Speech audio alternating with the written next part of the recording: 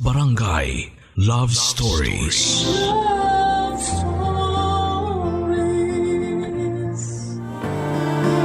May mga oras na nakakaramdam tayo ng lungkot na kapag kumakagat na ang dilim. Sa mga ganitong oras din, minsan ay nakakaramdam tayo ng kahinaan at mabubuwal tayo sa kadiliman. Ikaw mga kabarangay, sino ang gusto mong makasama para masandalan sa oras ng bigat at matinding kalungkutan?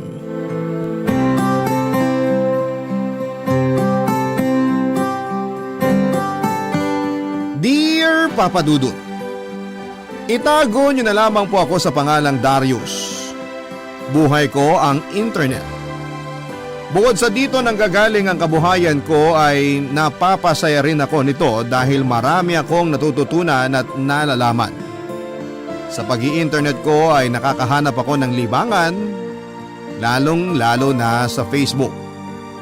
Kung pamilyar kayo sa mga memes o yung mga kalokohang post lang sa Facebook, ayun ang madalas ang ginagawa ko, Papa Dudut. Pag may nakita akong nakakatawang meme ay sineshare ko para makita rin ng ibang mga kaibigan ko. Naisip ko kasi na kung napapasaya at napapatawa ako ng mga memes na ito, malamang ay mapapasaya nga rin niya ang ibang taong makakakita nito.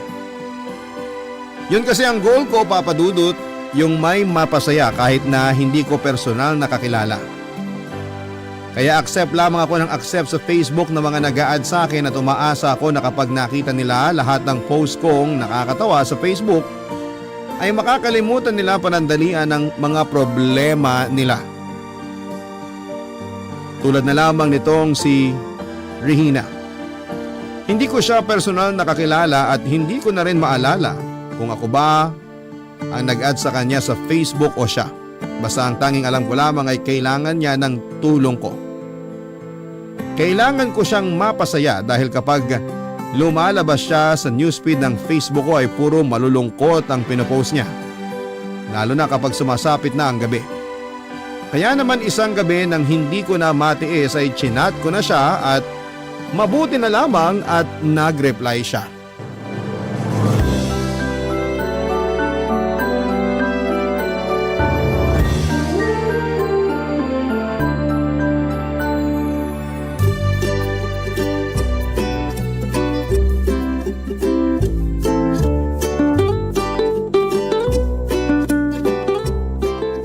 Knock. Ano? Di yan ang sagot sa knock-knock. Ano ba yan? Ay, sorry naman. Who's there? Henry C. Henry C. Who? Henry C. D. E. F. G. Okay, funny. Sara ko na yung pintuan ha. Uy, teka, wag muna. Katok ka ulit? Knock. Who's there? Te, pabili naman ng yelo te, yung tig-tres. Te, pabili naman ng yellow te yung tig-tres who? Uy, bibili talaga ako ng yelo. Di yun joke. Meron ba kayo? Yung malamig sana. Baliw ka. So, hindi ka na sad hours ha? Sad hours?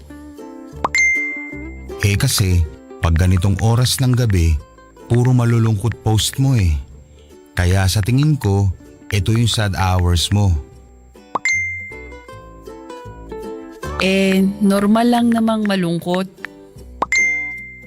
Pero di normal na gabi-gabi ganyan ka. Ay, close ba tayo para sabihan mo ng ganyan? Knock. Wala kaming yelo. I-open mo na. I-open mo na who?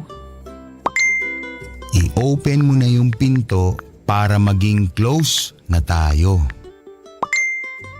Di naman knock-knock joke yan eh. Di naman kasi joke yung sinabi ko eh. Ano, payag ka bang maging close na tayo? Doon na kami nag-start maging virtual friends, Papa Dudut. Lagi kaming magka-chat anumang oras pero walang halong landian saktong magkaibigan lamang na nagkakilala sa Facebook at naging komportable sa isa't isa. Kahit na hindi pa personal na nagkikita. Marami na kaming alam sa isa't isa.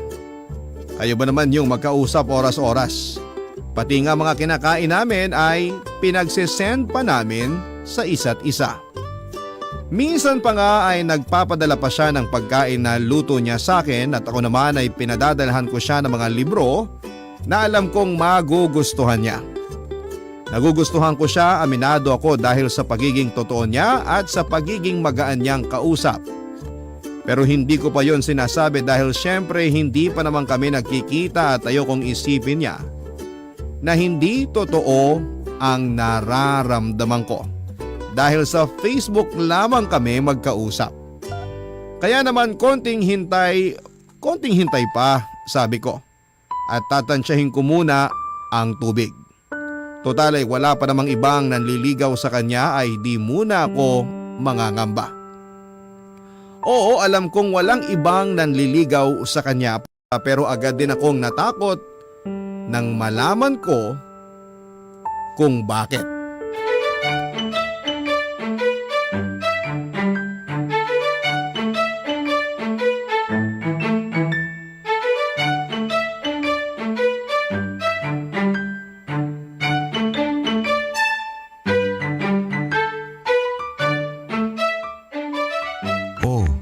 Malungkot na naman mga post mo ha.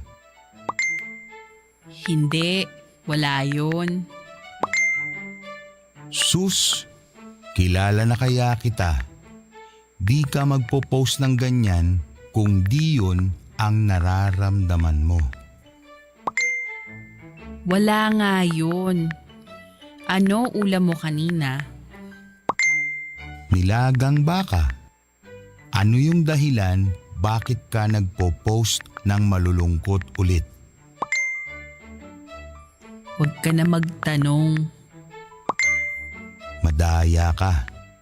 Ikaw nga nagtanong kung ano yung ulam ko eh. Kaya may karapatan din akong magtanong kung bakit ka malungkot. Ang layo po ng ulam sa lungkot ko. Pero parehas na tanong yun na kailangang masagot. Okay, sige. Pero please don't judge ha. Di ko gawain yun. Makikinig ako. Alam mo bang naging kabit ako sa one great love ko? Okay. Hindi siya okay.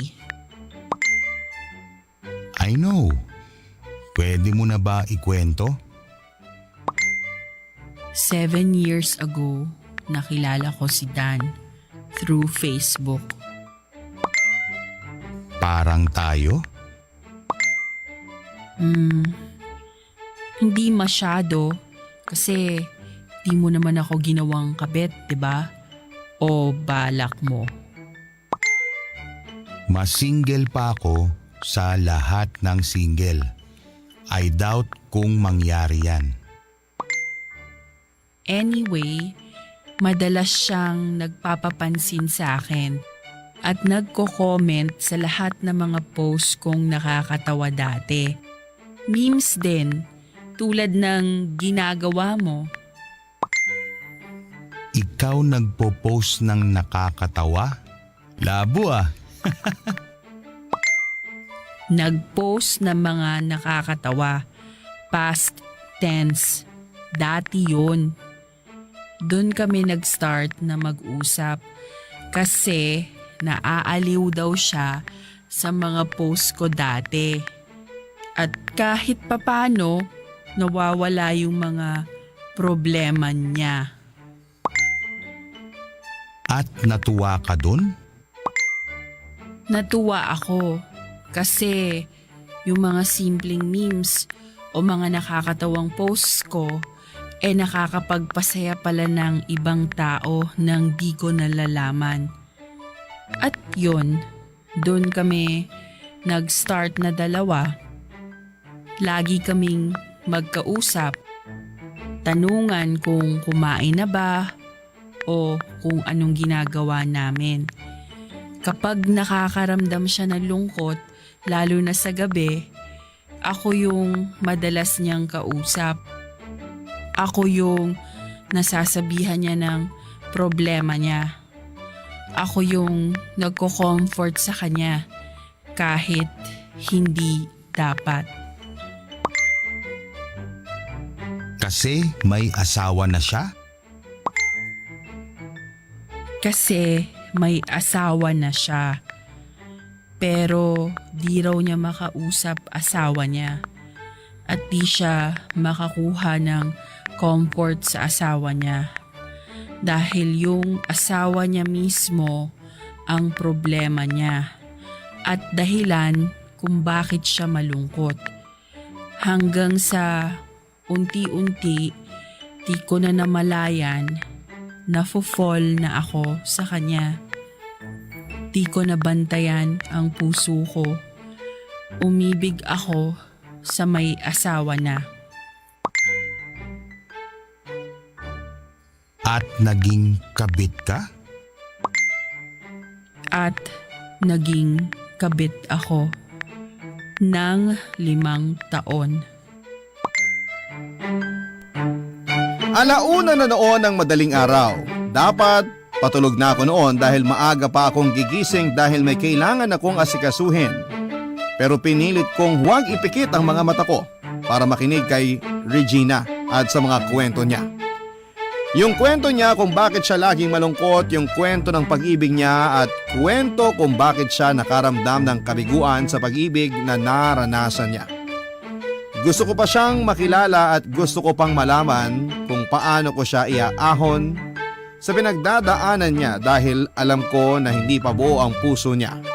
At alam ko na hindi pa siya handang tumapak sa bagong buhay dahil nakadikit pa ang paa niya sa nakaraan. Gusto ko siyang tulungan, Papa Dudut. Ganon naman ako.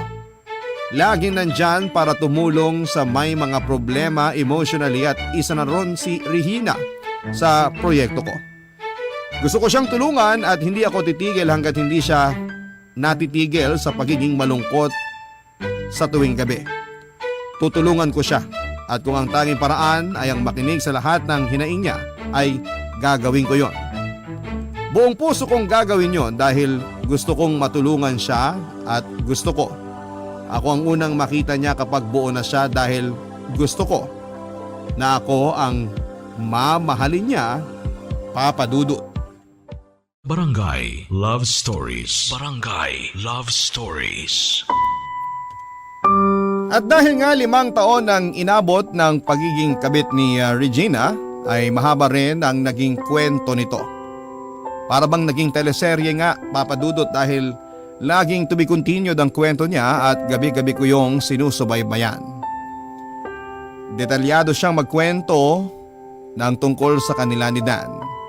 Wala po siyang iniiwanang kahit nakatiting na detalye. Lahat ay sinasabi niya para siguro'y ipaunawa sa akin na naging malalim ang relasyon nila kahit isa lamang siyang kabit sa paningin ng iba. At dahil nga mahaba na ang mga kwento niya, ay mas pinili niyang itawag na lamang sa akin ito kesa i-chat para mas personal daw. Ayos naman sa akin yon, Papa Dudut, gusto ko ring mapakinggan ang boses niya. Gusto kong marinig yung nararamdaman niyang sakit base sa tono ng boses niya. Kasi mas nananaig sa akin na tulungan siya kapag ganon ang naririnig ko, Papa Dudut.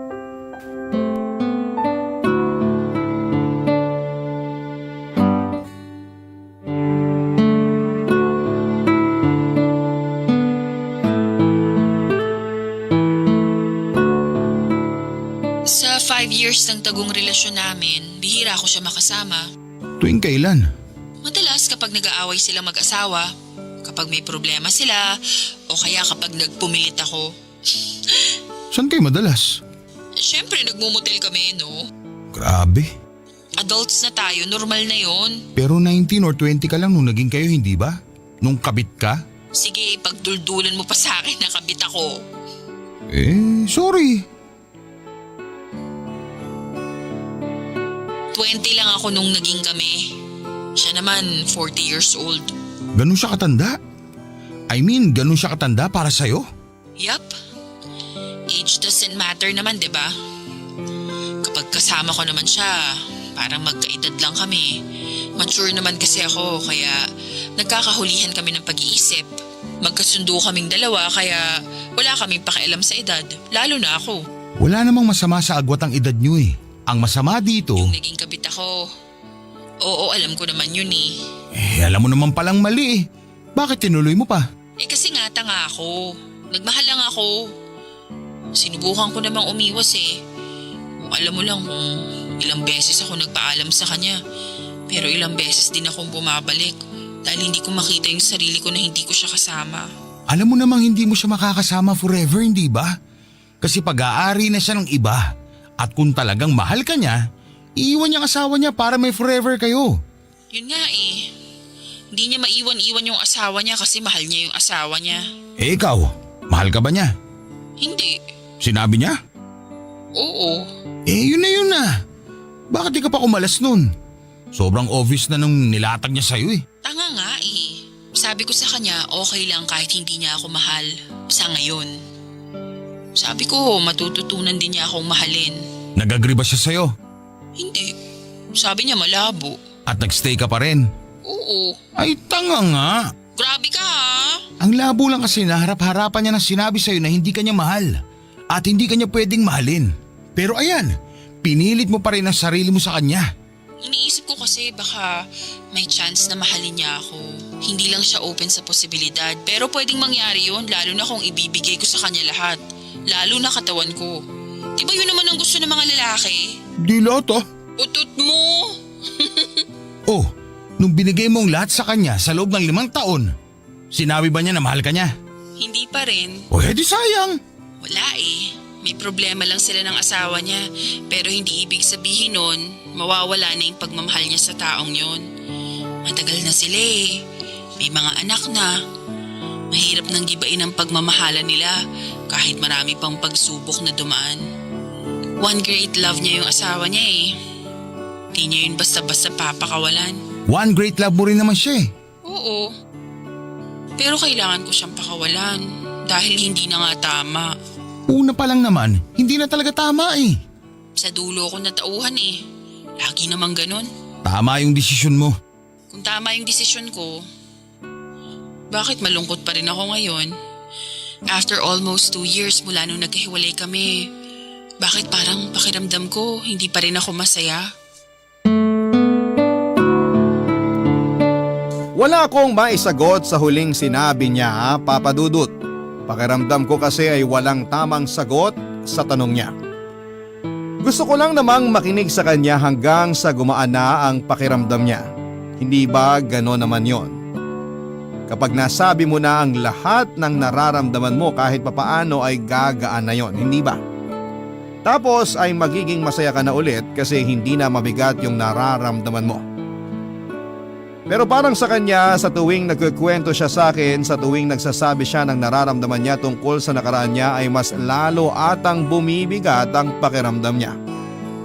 Baka siguro nga ay hindi pa rin talaga siya totoong nakakapag-move on. Siya na rin mismo ang nagsabi, one great love niya, ang lalaking yon. Hindi mo basta-basta makakalimutan ang taong minahal mo ng sobra kahit sabihin mang taon na ang lumipas. Paano ko ba siya matutulungan? Parang ang hirap naman pala. Akala ko ay kailangan ko lang makinig sa kanya pero bakit sa tuwing pinakikinggan ko siya ay nagiging komplikado na ang lahat at nagiging malabo na makapag-abot ako ng tulong para sa kanya.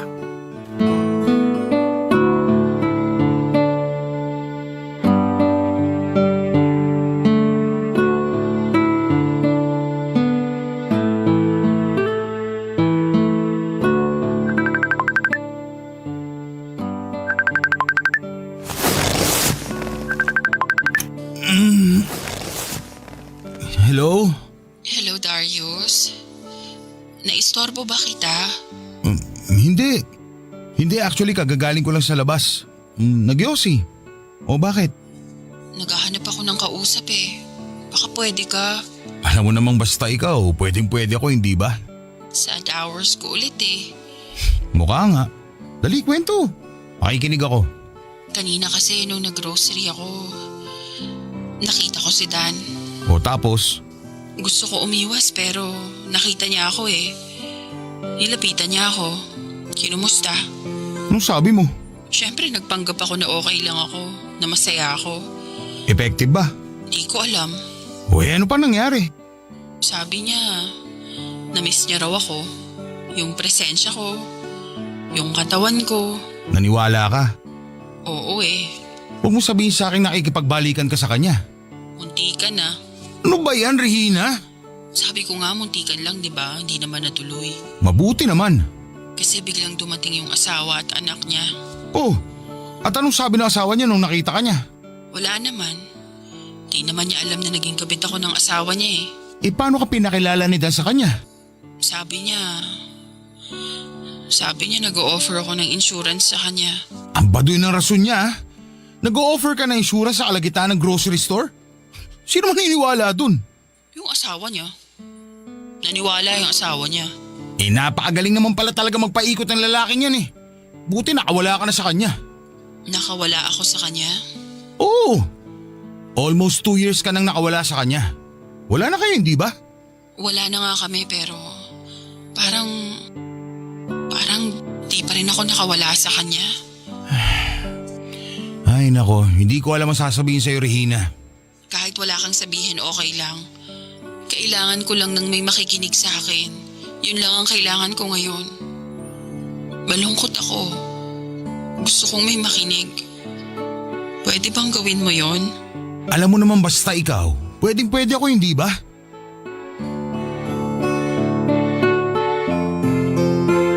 Nagsalita siya ng nagsalita at nilabas niya lahat ng sama ng loob niya kay Dan.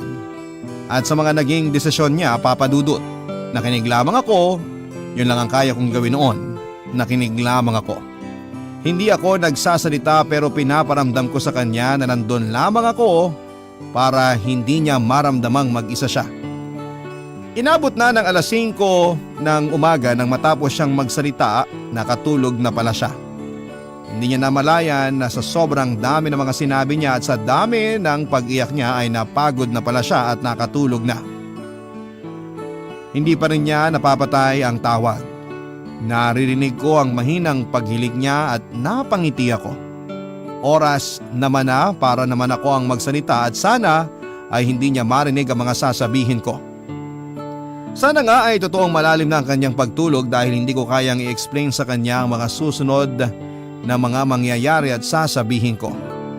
Sinabi ko ang mga katagang mahal kita. Paulit-ulit at sinasabi ko ang mga dahilan kung bakit mahal ko siya. Inisa-isa ko ang lahat-lahat ng mga bagay na nagustuhan ko sa kanya. Lahat ay detalyado. Sa unang pagkakataon ay naramdaman kong lumuwag ang dibdib ko dahil nasabi ko ang totoong nararamdaman ko sa kanya kahit sabihin pang nakatulog na siya. At malabong narinig niya yon. Pero okay lang, ang importante ay nasabi ko ang nararamdaman ko, Papa Dudut. Hindi ko alam kung kailan ang susunod na araw na masasabi ko ulit yon sa kanya. At sana kapag dumating ang araw na yon ay gising na gising siya at naririnig niya. Barangay Love Stories. Barangay Love Stories. Habang tumatagal, ay mas lalo akong nahuhulog kay Regina at habang tinatago ko yon, ay mas lalong lumalaki ang pagmamahal ko sa kanya. Isang araw ay sinabi ko sa sarili kong oras na. Oras na para umamin ako at subukang ligawan siya. Alam ko na hindi pa siya totally healed sa kanyang nakaraan pero hindi ba sabi nga nila minsan, nakakatulong na may makilala tayong ibang tao para makapag-let go na. Para makapag-move on na. Yon ang bala ko. Gusto kong ako yung taong yon na susunod niyang mamahalin at magiging dahilan para bitawan na niya ang nakaraan niya kay Dan. Baka naman kasi ako yon at hindi lang niya alam. Baka naman kasi pwedeng kaming dalawa. Baka pwedeng subukan kung gugustuhin niya. At kung aaminin ko sa kanya, papadudot.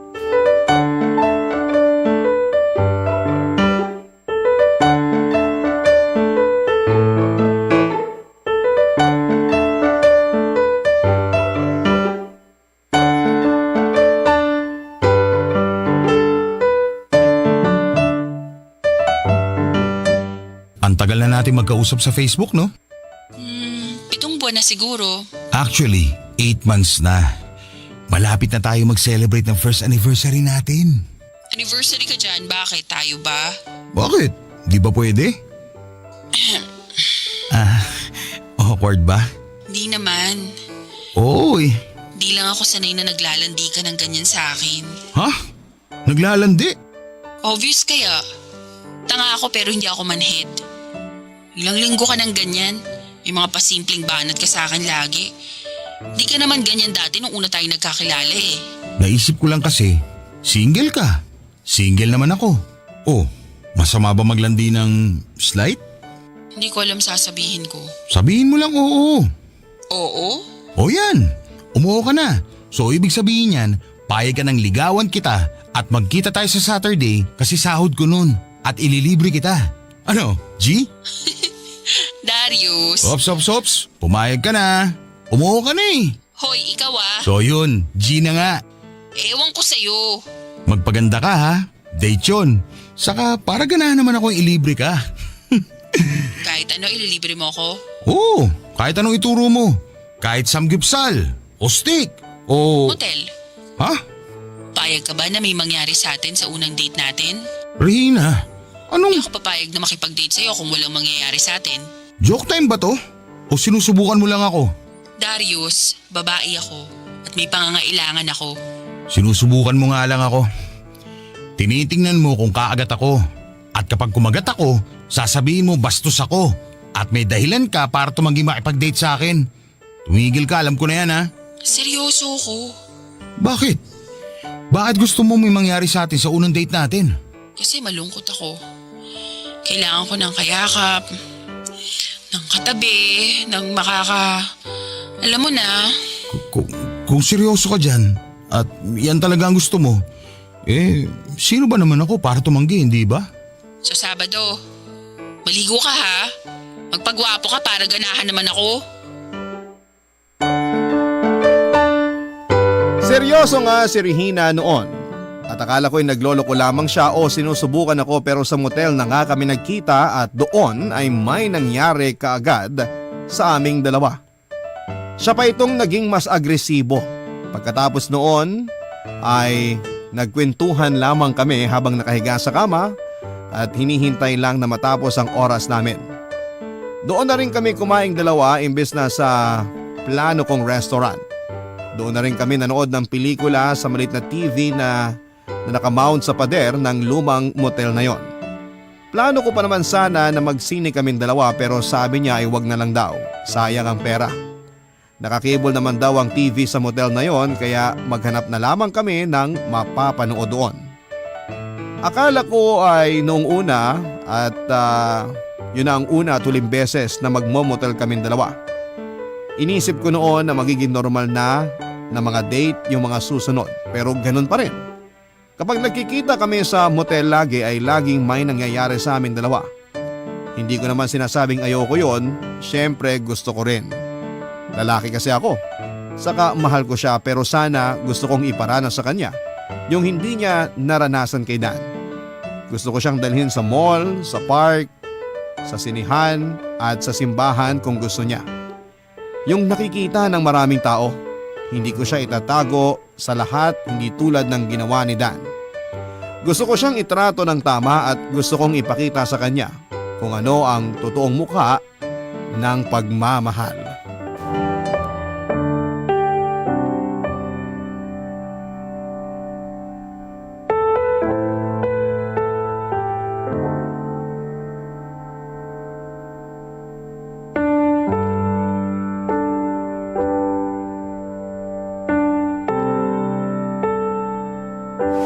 Rina, gusto mo next na magkikita tayo. Tara naman doon sa mall. Di ako mahilig sa mall eh. Gastos lang. Eh di wag gagastos. Iikot-ikot lang, ganun. Nakakapagod maglakad no? Ayaw mo ba dito sa motel? Nakahiga lang tayo. Eh gusto ko rin naman mamasyal. Saka gusto kong kumain sa mga restaurant, ganun. Eh masarap naman ang pagkain dito ah. Gusto ko manood ng sine kasama ka. Magaganda naman ang pinapalabas sa TV dito ah. Gusto ko sana magsimba kasama ka. Pwede ka naman magdasal kahit nandiyan ka sa sulok ng kwartong to. Maririnig pa yun ni Lord, ano ka ba? Gusto ko ng normal na date. Boring yun. Paanong boring eh? Hindi mo pa ka nararanasan yun, hindi ba? Di naman pinaranas sa'yo kahit kailan ni Dan yun eh. Oy, bakit ka nagtataas ng boses? Kasi may tao na gusto kang itrato ng tama, pero tumatanggi ka. Hindi sa tumatanggi ako. Ayoko lang talaga. Bakit ayaw mong itrato kita sa parang alam ko magiging masaya ka? Yung mararamdaman mong mahalaga ka, ganun. Kasi hindi ako sanay. Ngayon pa lang, sanayin mo na. Kasi gusto ko iparamdam sa'yo to. Payagan mo lang ako.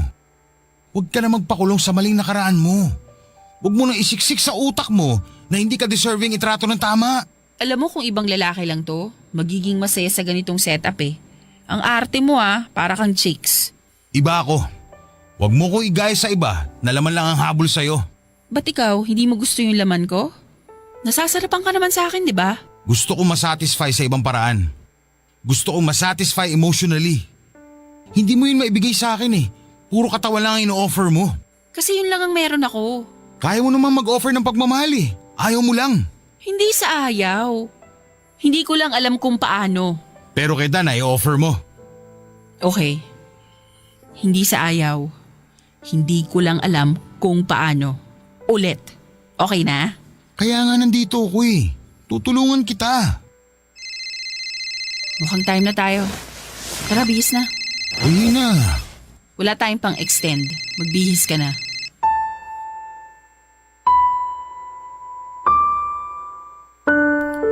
Hanggang sa makauwi na kami sa kanya-kanyang bahay ay hindi na namin pinag-usapan pa ang pinagtalunan namin sa motel. Sabi niya sa ibang araw na lang daw namin pag-usapan dahil pagod siya at walang gana. Pumayag ako, Papa Dudut, at hindi ko siya pa rin naman kami ng maayos at parang walang nagbago. Nagbibiruan pa rin tulad ng dati naming ginagawa. Kaya naman masaya ako dahil hindi naging awkward ang lahat dahil sa minsang naging pagtatalo namin. Sa susunod na magkikita kami ay susubukan kong piliin ang mga salitang gagamitin ko para hindi naman niya ako pag-isipan ng masama sa pakay ko. Gusto ko lang naman kasing maging masaya siya ulit. Maging masaya sa piling ko. Yun lang, Papa Dudut. Napapagod na rin kasi akong nakikita siyang malungkot lalo na kapag sumasapit ang malulungkot na sandali niya. Ayoko na magkaroon ng malungkot na sandali at gusto kong masaya na siya at ma-realize na niya ang halaga niya, pero mukhang malabo na yon. Dahil isang gabi bago kami magkita ay blinak na ako nito sa Facebook at sa lahat ng social media accounts niya. Pati ang cellphone number niya ay hindi ko na makontak pa. Hindi ko alam kung saan siya nakatira dahil never naman siyang nagpahatid sa akin at lagi siyang iwas kapag tinatanong kung taga saan siya. Baka yun talaga ang plano niya. Bibitawan niya ako at hindi na magpapahanap pa sa akin kapag nakuha na niya ang lahat ng kailangan niya sa akin. Kapag nagamit na niya ako. Isang taon nang nakakaraan mula nang ginose ako nito, pero hanggang sa ngayon ay parang sariwa pa rin yung sakit at pagmamahal ko sa kanya. Opo, Papa Dudut, hindi pa rin ako nakakapag-move on sa kanya hanggang sa ngayon. Kaya ang lagay, ako na ngayon ang biglang lumumbay. Ako na yung nagpo-post ng mga malulungkot sa Facebook, ako na yung kinukumusta ng mga kaibigan ko kung ayos. Maraming salamat po sa inyo, Papa Dudut, sa pagbasa ng aking liham. Ang inyong kapuso at kabarangay forever, Darius. Barangay Love Stories. Love Stories.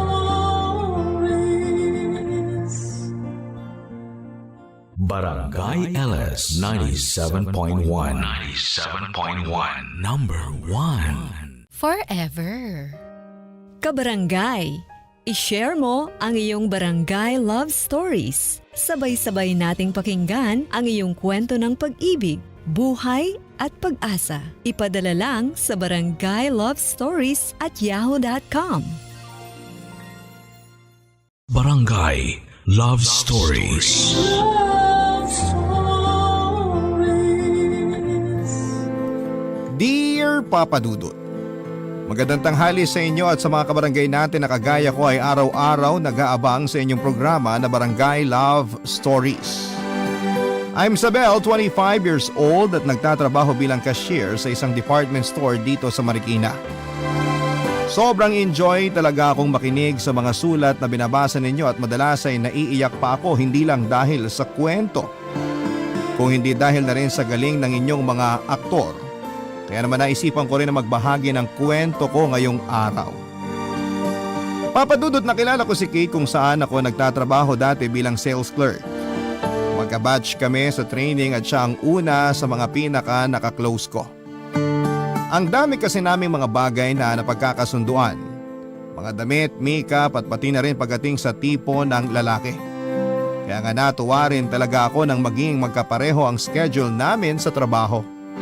At dahil doon, Papa Dudut, ay mas lalo kaming naging close sa isa't isa.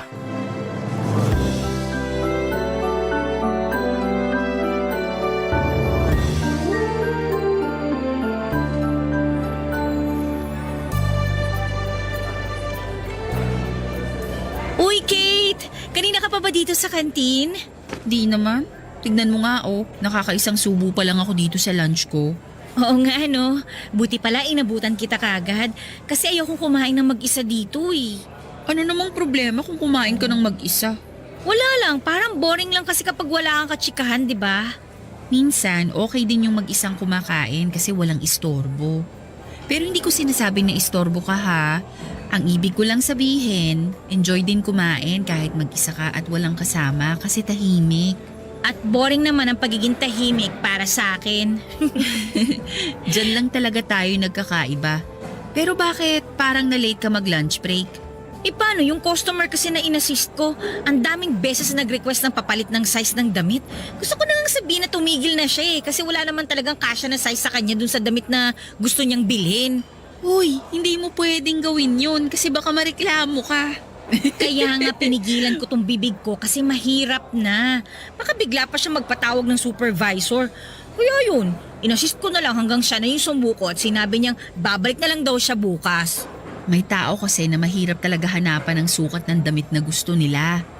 May iba kasi na maluwag ang gustong damit, yung iba naman fitted sa katawan ng gustong sukat. Pero ibang klase talaga yung kausap ko kanina. Pasigaw pa kung utusan ako kaya lalo ako nagpigil ng inis. Dumoble tuloy yung gutom na nararamdaman ko na dahil sa stress at pagod. Ang mabuti pa kumain ka na dyan kasi baka malipasan ka pa.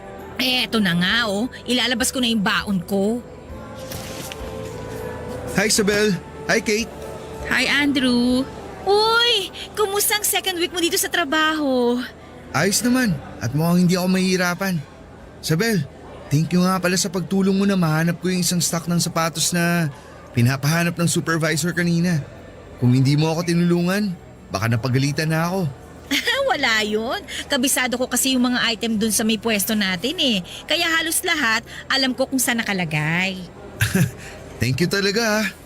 Kinabahan ako kasi akala ko mapapagalitan na naman ako kagaya nung isang linggo. Babawi na lang ako sa'yo next time. Libre kita ng halo-halo kapag nagkasabay ang lunch break natin. Ano ka ba? Hindi mo na kailangang gawin yun. Basta babawi ako sa'yo. O sige, babalik na ako sa trabaho at baka ma-overbreak pa ako. Bye sa inyo. Bye, Andrew! Grabe, ang gwapo talaga ni Andrew, no? Sobra! Ang lakas maka-artista ng mukha, no? Ang swerte ng magiging girlfriend niya kasi ang daming nagkakakrush sa kanya dito.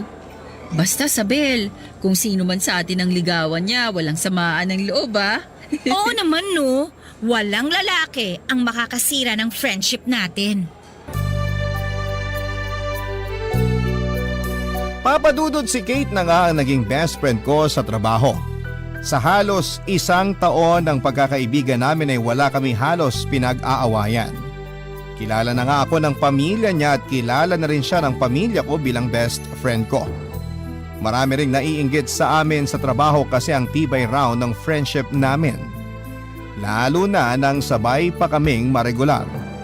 Kaya nga natutuwa ako kasi si Kate talaga ang kauna-unahang naging kaibigan ko sa first job ko. At dahil parehong malayo ang inuwian naming bahay ay nag-decide kami na magsama na rin na umupa sa isang apartment para sa aming dalawa. Papadudot regular na kami noon sa trabaho nang makilala namin si Andrew. Bago lamang siya sa department namin bilang checker at talaga namang karamihan sa aming mga babae ay kinikilig sa kanya. Artistahin kasi ang datingan ni Andrew, matangkad, maputi, maskulado tapos ang ganda pa ng mga ngiti niya. Kaya nga pareho rin kaming kinikilig sa kanya ng best friend at katrabaho kong si Kate. Lalo na kapag binabati kami ni Andrew. Pero hanggang crush lang naman yon at kagaya ng sinabi ko ay alam ko na walang lalaki ang makakasira ng friendship naming dalawa, Papa Dudut.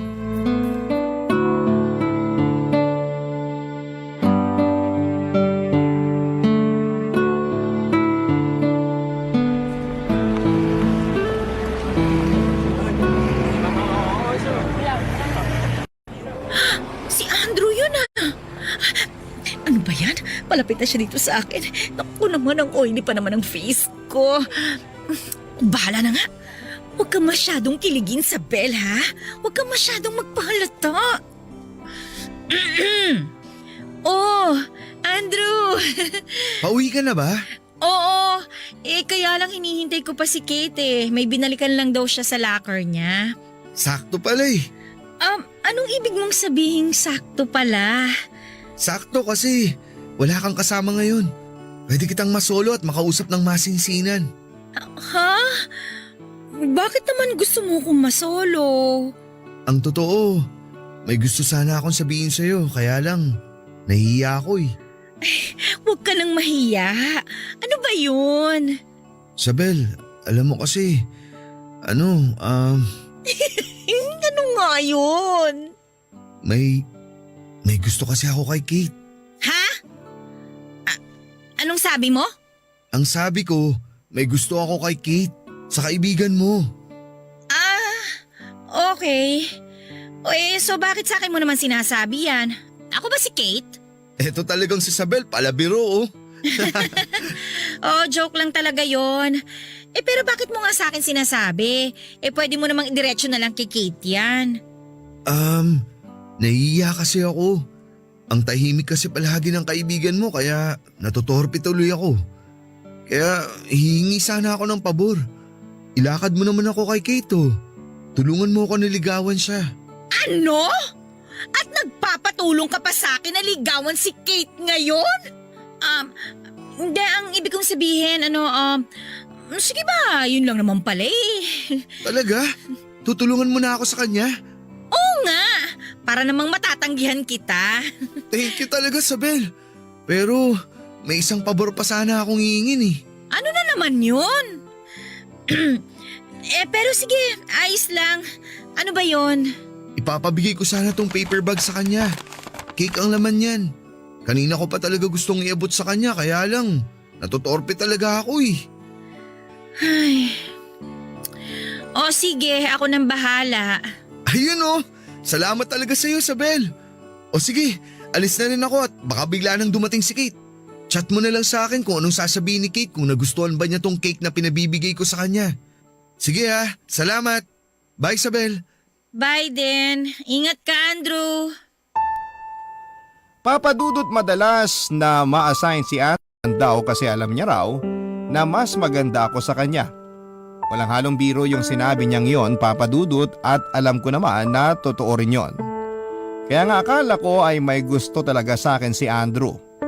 Hindi lang naman kasi ako o si Kate ang nakakapansin na madalas akong kinakausap ni Andrew, Papadudot. Pati na rin yung mga ibang katrabaho namin.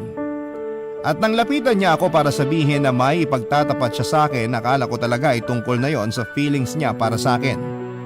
Ayun pala, tungkol yon sa feelings niya para kay Kate. At aaminin ko na medyo nasaktan din ako noon dahil umaasa na nga ako na sa akin siya may gusto. Pero ang nasa isip ko noon ay tutupad ako sa pangako namin ni Kate na walang friendship na masisira ng dahil lamang sa isang lalaki, Papa Dudut. Barangay Love Stories. Barangay Love Stories. Noon kay Kate ang tungkol sa sinabi sa akin ni Andrew na may gusto ito sa kanya ay nakita ko na nagpigil siya ng kilig na nararamdaman niya. Siguro kasi ay alam niya nga na may gusto ako kay Andrew tapos ay pati siya ay ini-expect na rin na sa akin ito may gusto. Kaya nga tinanong niya pa nga ako kung ayos lang ba talaga na magpaligaw siya kay Andrew. Siyempre kaagad ko namang sinagot na okay lang. Ayoko namang maging kontrabida ako sa isang totoong kwento ng pag-iibigan. Kaya nga pumayag na rin ako sa request ni Andrew na tulungan ko siya sa gagawin niyang panliligaw kay Kate. Papa Dudut, sa totoo lang ay si Andrew talaga ang tipo ng lalaki na ideal man ko. Bukod sa gwapo talaga siya, yung ugali niya rin ang nagustuhan ko sa kanya. Nang matuloy nga ang panliligaw niya kay Kate ay doon ko siya mas lalong nakilala. May mga oras kasi na sinasama nila ako sa date nila. Nakita ko kung paano siya maglambing at maging gentleman kay Kate. At hindi ko talaga mapigilan ang sarili ko na makaramdam ng selos. Kaya naman hindi na lamang ako sumasama sa mga date nilang dalawa, Papa Dudut.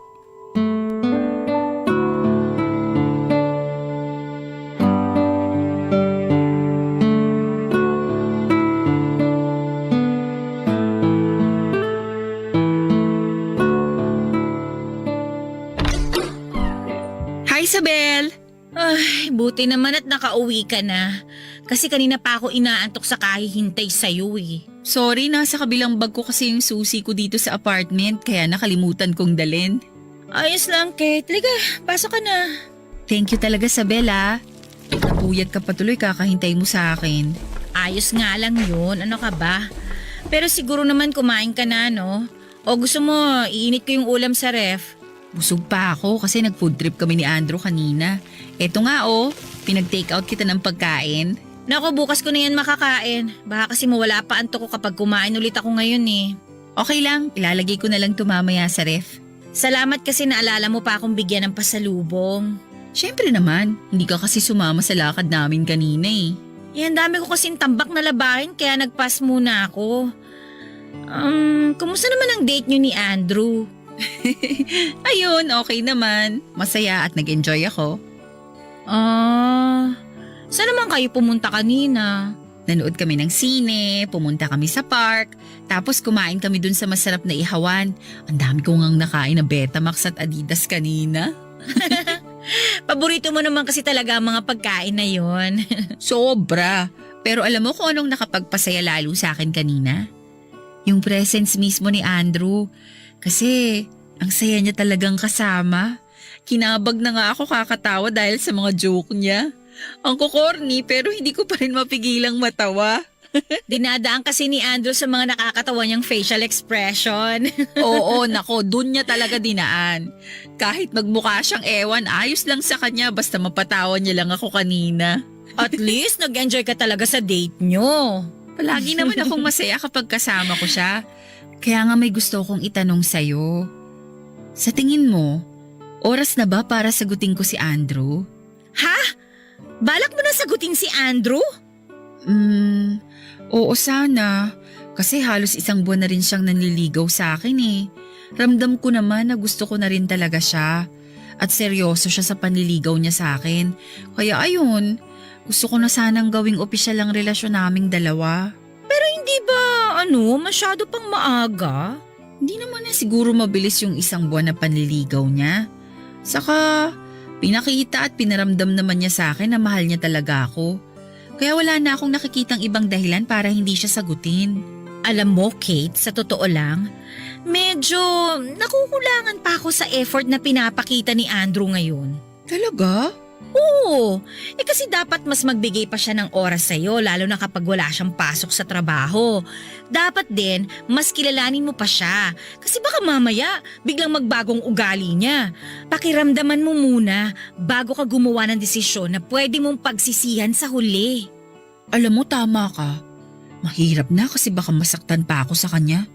Dapat talaga na mas kilalanin ko pa siyang mabuti. Sabel, thank you ah. Kasi palagi mong binibigyan ng linaw ang isip ko kapag naguguluhan ako. Wala yun. Alam mo naman na iniiwasan ko lang din na masaktan ka sa huli.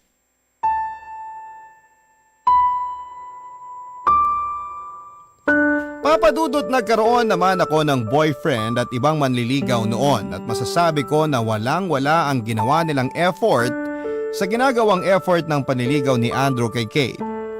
Mauna kasi si Andrew na matapos sa shift sa trabaho pero maghihintay pa siya kay Kate para sabay na silang umuwi. Sinusundo niya rin si Kate mula sa apartment namin para sabay na silang pumasok sa trabaho. Tapos ay palagi rin siya nitong pinupuntahan kapag rest day nila. Mahilig din gumawa ng mga maliliit na sorpresa at magbigay ng regalo si Andrew sa kanya. Kaya naman masasabi ko na swerte talaga si Kate kay Andrew. At hindi rin totoo na hindi ko pa nakikita o nararamdaman ang sincerity ni Andrew sa kanya. Sinabi ko lang yon dahil nagsiselos ako. At para na rin hindi muna sagutin ni Kate si Andrew. Pero hindi nagtagal dahil na rin sa effort na ginagawa ni Andrew sa panliligaw, sinagot na rin ito ni Kate, Papa Dudut.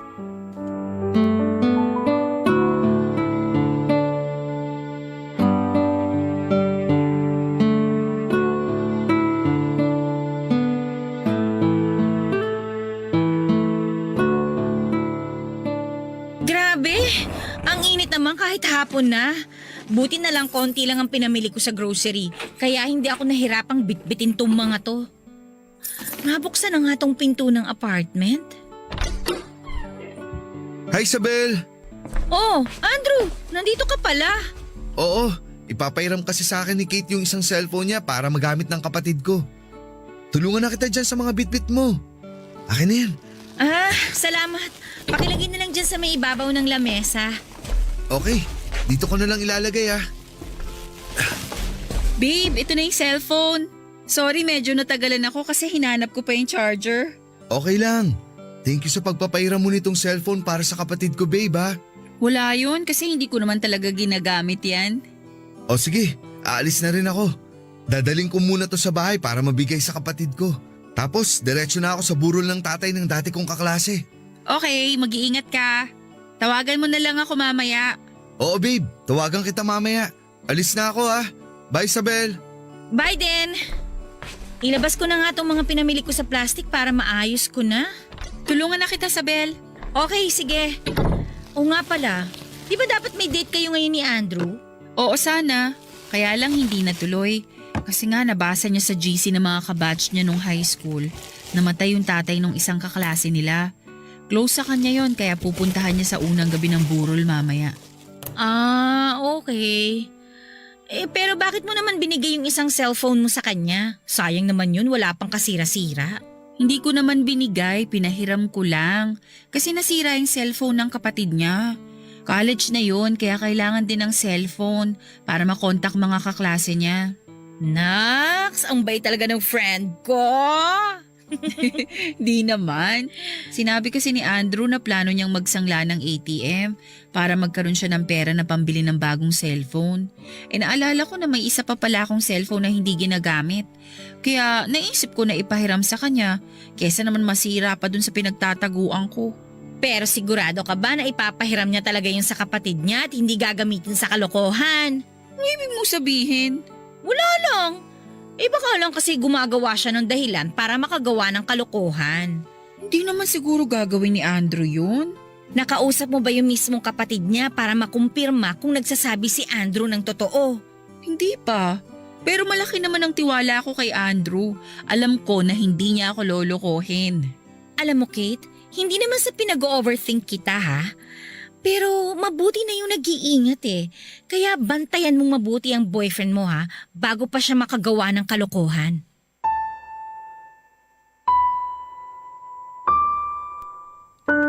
Papadudot nasaktan talaga ako nang sagutin ni Kate si Andrew. At ginawa ko ang lahat para hindi niya makita o maramdaman yon. Naalala ko pa na excited siyang umuwi noon sa apartment at excited ring sinabi sa akin na boyfriend na niya si Andrew. Nagulat pa ako kasi nga ay palagi kong sinasabi sa kanya na wag munang sagutin si Andrew.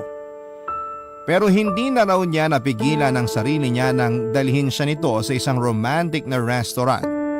Tapos ay may live band doon na si Andrew din mismo ang kumanta. At sa harap daw ng maraming tao ay tinanong siya ni Andrew kung pwede na siya nitong maging girlfriend. Doon na niya binigay ang pinakahihintay na oo ni Andrew. Papadudod, parang gusto kong maiyak sa inis at selos na mga oras na yon. Pero pilit ko talaga yon na tinago kay Kate. Ginawa ko ang lahat para hindi na niya mahalatang negatibong epekto ng sinasabi niya sa akin. At pinaramdam ko sa kanya na masaya ako kasi alam ko na masaya ang puso niya. Kaya lang may mga bagay ako na hindi mapigilan na gawin noon. Yon ay ang bigyan ng dahilan si Kate para mag-isip ng hindi maganda sa relasyon nila ni Andrew Papadudut. Barangay Love Stories. Barangay Love Stories. Kasi nga ay nasanay siya na palagi silang magkasama ni Andrew. Ang sabi ko sa kanya kung seryoso si Andrew ay gagawa ito ng paraan para magkita at magkasama sila. Kaya lang nahirapan yata mag-adjust si Andrew sa bagong trabaho niya. At hindi talaga ito madalas na nakakadalaw sa apartment namin. Hindi na rin tuloy sila madalas na nakakapag-date ni Kate. At ginamit ko ang pagkakataon na yon para guluhin ang relasyon nilang dalawa. Alam ko na mali talaga yon pero nahihirapan ako kapag nakikita ko na masaya silang dalawa. Kaya naman sinabi ko kay Kate na baka may iba nang kinakalokohang babae si Andrew sa trabaho nito. Kaya naman nababawasan na ang oras sa kanya. Sinabi ko na kung mahal siya ni Andrew ay hindi nito hahayaan na mawalan ng oras sa kanya. At kung wala itong ginagawang masama ay palagi itong mag-a-update sa kanya. At dahil nga sa mga sinabi at ginawa ko na yon ay nauwi na nga sa pag-cool off ang relasyon nilang dalawa, Papadudut.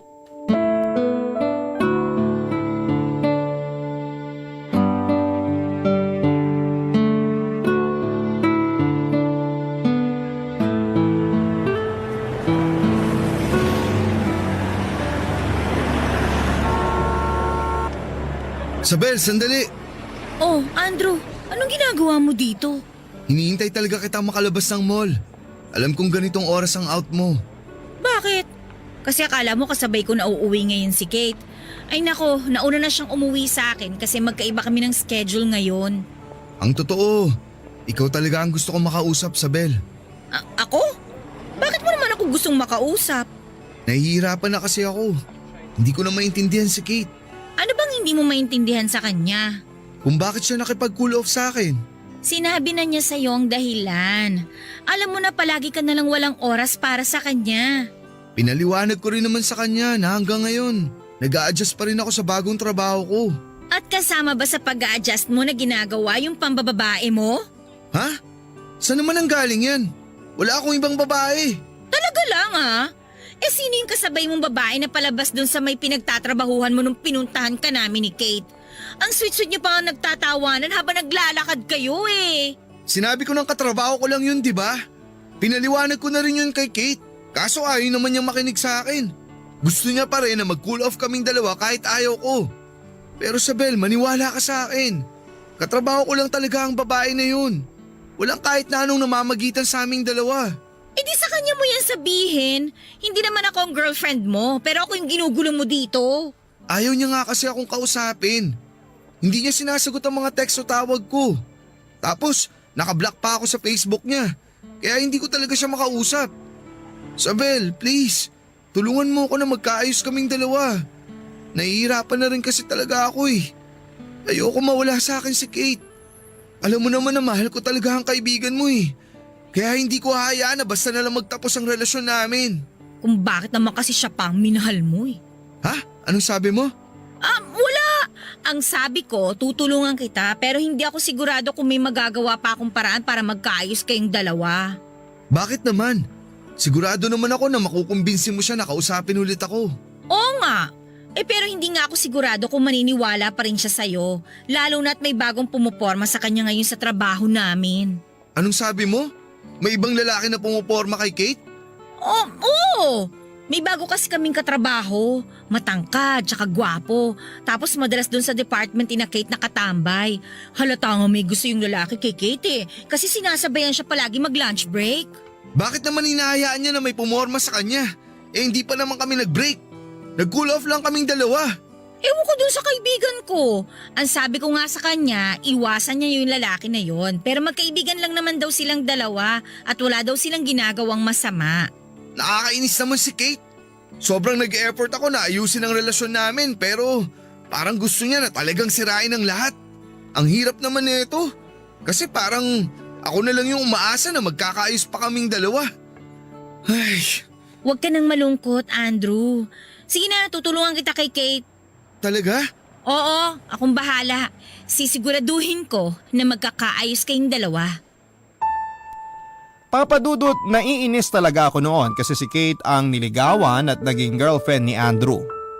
Kagaya ng binanggit ko kanina ay hindi hamak na mas maganda ako kay Kate. Mas sexy rin ako sa kanya at mas mahusay mag-makeup. Ako pa ang nagturo sa kanya kung ano ang mga kulay na magandang pagsamahin pagdating sa eyeshadow. At ano ang mga dress na bagay para sa kanya. Alam ko at sigurado ako na hindi hamak na mas lamang ako kay Kate pero ang isang boring na kagaya pa rin niya ang piniling ligawan ni Andrew. Kaya naman hindi ko na talaga napigilan ang sarili ko na maging kontrabida sa relasyon nila at aaminin ko na natuwa talaga ako nang malamang ko na nag-cool off silang dalawa. At nang lapitan nga ako ni Andrew ay hindi ko na rin napigilan ang sarili ko na gumawa ng kwento tungkol kay Kate. Ayoko talagang maging masaya sila kaya damay-damay na sa sakit na nararamdaman ko noon, Papa Dudut.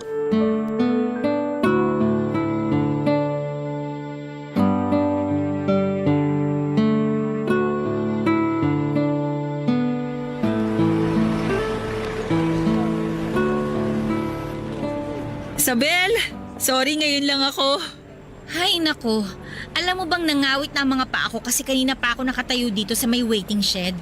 Bakit ba ngayon ka lang nakalabas ng mall? Kinausap pa kasi ako ng isang katrabaho natin. Nagre-request siyang magpalit daw kami ng schedule sa susunod na linggo.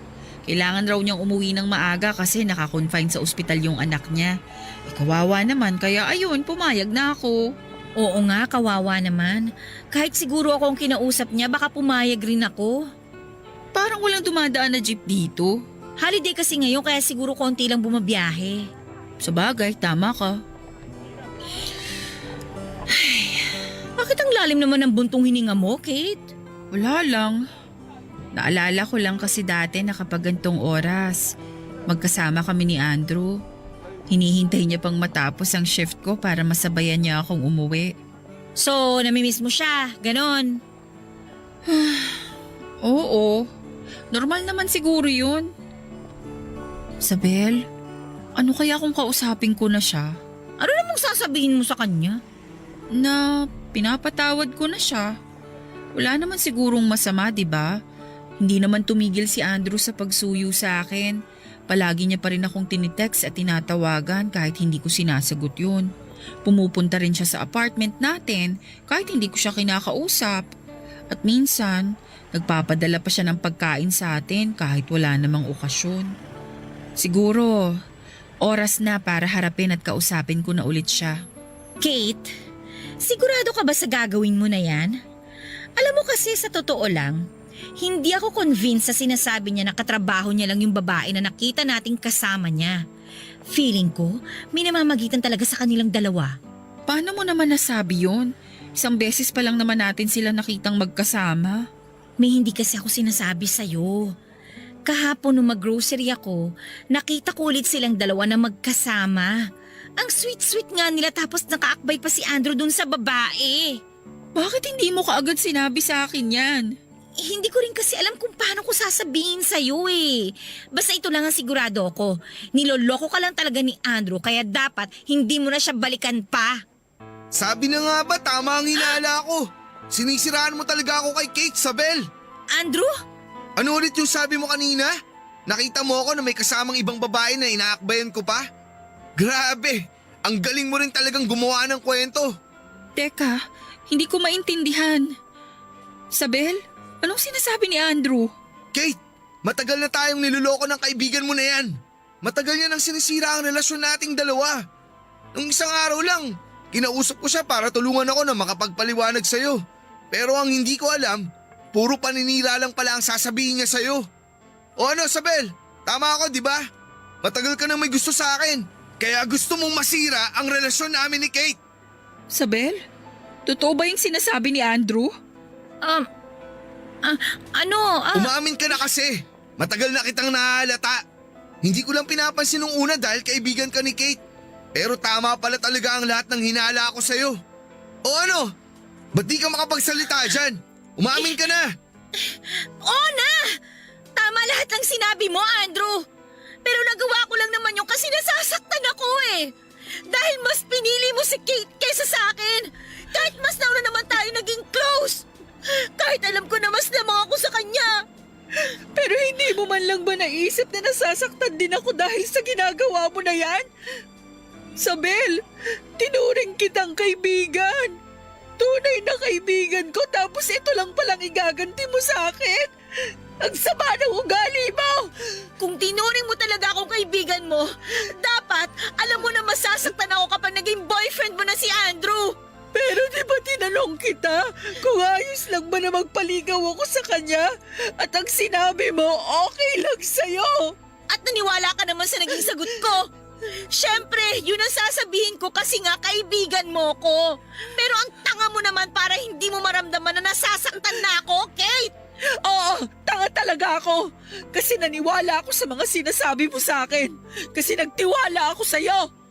Huwag kang mag-alala. Dahil mula ngayon, hindi na ako magpapakatanga bilang isang kaibigan mo. Papadudod, sa totoo lang ay sobra kong napahiya ng araw na yon sa harap ng kaibigan ko at sa lalaking gusto ko. Hirap na hirap akong maghanap ng salita para makapagpaliwanag sa kanila kaya sinabi ko na lamang kung ano ang katotohanan. Na nasasaktan ako ng dahil sa kanilang dalawa kaya ako nagawa ang bagay na yon. Inamin ko na sa kanilang dalawa kung ano ang totoong nararamdaman ko para kay Andrew. Ayaw ko nang magpanggap at magpaka-plastic sa kanila at ayaw ko nang magpanggap na mabait. Siyempre pareho silang nagalit sa akin, Papa Dudut. Ang dami ko pang masasakit na salitang narinig mula sa kanila. Sinabihan ako ni Kate na napaka-plastiko raw na babae at napakagaling umarte dahil napaikot ko ang ulo nila ni Andrew. Pareho ko silang napaniwala sa mga sinabi ko sa kanila. Kahit si Andrew ay nakapagbitaw din ng hindi magandang salita sa akin. Ramdam naman daw niya noong una pa lamang na may espesyal akong pagtingin sa kanya. Binaliwala niya lang yon dahil alam niya na kaibigan ko nga si Kate. Ibinigay niya rin daw sa akin ang tiwala niya.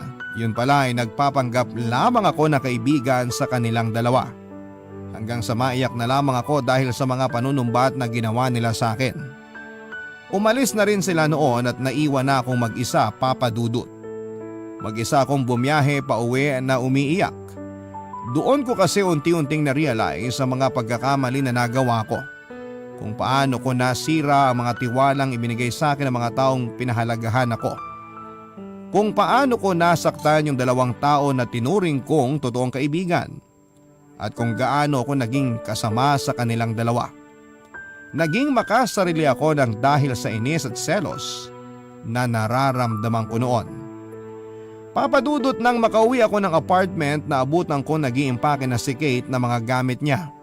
Sinubukan ko po siyang kausapin pero nauwi lang sa pagtatalo ang lahat at panunumbat niya sa mga nagawa kong kasalanan sa kanila ni Andrew. Muli ako nag-sorry pero ang sabi niya ay hindi na niya kayang patawarin ako noon dahil sa galit at sama ng loob na nararamdaman niya. Hanggang sa dumating na rin noon si Andrew sa apartment at sabay na silang umalis ni Kate. Nang pumasok ako sa trabaho kinabukasan ay kalat na doon ang ginawa kong muntik ng paninira sa relasyon nila Andrew at Kate. Pinag-usapan talaga nila ako at nakarating sa akin ang masasakit na salitang binitawan ng ibang katrabaho namin.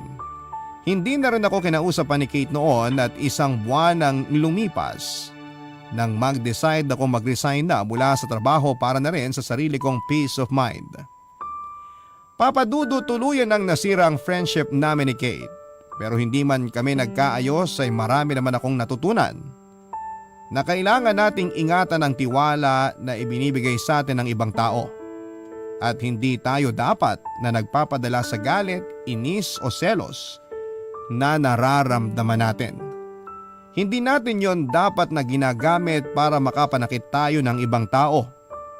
Dito ko na po pala tinatapos ang sulat ko, ang inyong forever kapuso at kabarangay, Sabel. Barangay Love Stories. Love Stories.